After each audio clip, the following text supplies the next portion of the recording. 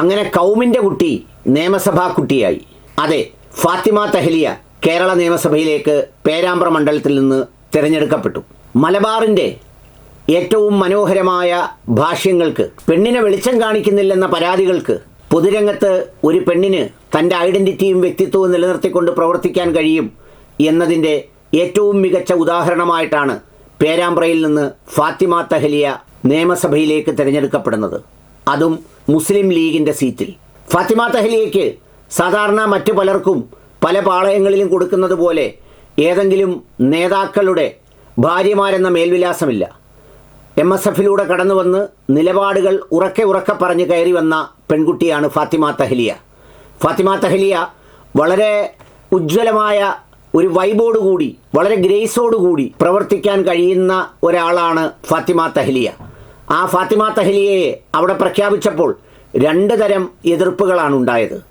ഒന്ന്, മുസ്ലിം വിഭാഗത്തിലെ പരമ്പരാഗത വിഭാഗത്തിൽപ്പെടുന്ന ആളുകൾക്ക് പലതരത്തിലുള്ള ചർച്ചകൾ പലയിടങ്ങളിലും ഉണ്ടാക്കി. ഫാത്തിമ തഹ്ലിയ എന്ന് പറയുന്ന ഒരു പെൺകുട്ടിയെ ലീഗ് സ്ഥാനാർത്ഥിയാക്കിയതിൽ പഴയകാലം മുതൽ ലീഗിനെ കണ്ടുവരുന്ന ചിലർക്കൊക്കെ പുറത്ത് പറയാനാവാത്ത ചെറിയ അസ്വസ്ഥതകളൊക്കെ ഉണ്ടായിരുന്നു.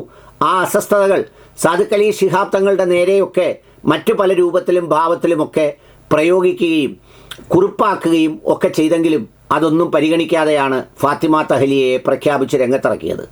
അപ്പോഴാണ് നൂർബിന റഷീദ് എന്ന് പറയുന്ന ഒരു വനിതാ ലീഗിൻ്റെ പ്രവർത്തക ഭാരവാഹി എന്ന നിലയിൽ വന്ന് ഫാത്തിമ തഹ്ലിയ വനിതാ ലീഗിൻ്റെ ഭാഗമല്ലെന്നും അവരെ ഒന്നും തിരഞ്ഞെടുത്താൽ അങ്ങനെയാവില്ലെന്നും ഒക്കെ പറഞ്ഞ് രംഗത്ത് വന്നത്. ഫാത്തിമ തഹ്ലിയ നേരിട്ടത് TP രാമകൃഷ്ണൻ എന്ന ഇടതുമുന്നണിയുടെ കൺവീനറെയാണ്. വളരെ സ്വീകാര്യനായ ഒരാളാണ് TP രാമകൃഷ്ണൻ.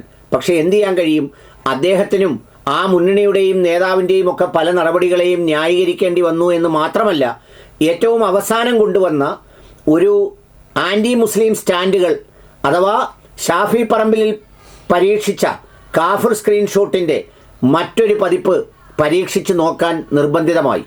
അങ്ങനെയാണ് കൗമിലെ കുട്ടി എന്ന പ്രയോഗം വരുന്നത്. കൗമിലെ കുട്ടി എന്ന് പറഞ്ഞിട്ട് പരസ്യമായി അനൗൺസ് ചെയ്യുകയാണ്.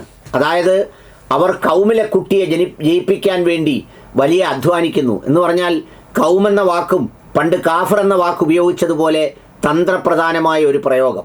പേരാമ്പ്രയിലെ ഒരു സോഷ്യൽ ഗ്രൂപ്പിംഗ് എടുത്ത് മനസ്സിലാക്കുമ്പോൾ അവിടെ ഒരു മുസ്ലിം വിരുദ്ധത കത്തിച്ചാൽ മറുവശത്ത് ഒരല്പം ഭൂരിപക്ഷത്തിൻ്റെ കണക്കുകൾ കൂടുതലാകുമെന്നുള്ളത് കൊണ്ടാണ്. എന്നാൽ ഫാത്തിമ തഹ്ലിയയെ മുസ്ലിം ലീഗിൻ്റെ സ്ഥാനാർത്ഥി, UDFൻ്റെ സ്ഥാനാർത്ഥി എന്നതിനേക്കാൾ കൗമിൻ്റെ മോളാക്കി മാറ്റാൻ ശ്രമിച്ചത്. ആ കൗമിൻ്റെ മകളെ ആ മണ്ഡലത്തിലെ ജനങ്ങൾ മണ്ഡലത്തിൻ്റെ മകളായി സ്വീകരിച്ചു എന്നതാണ് അതിൻ്റെ പ്രത്യേകത. അതല്ലെങ്കിൽ പേരാമ്പ്രയിൽ നിന്ന് ഫാത്തിമ തഹ്ലിയയെ പോലെ ഒരാളിന് നിയമസഭയിലേക്ക് പോകാനാവില്ല.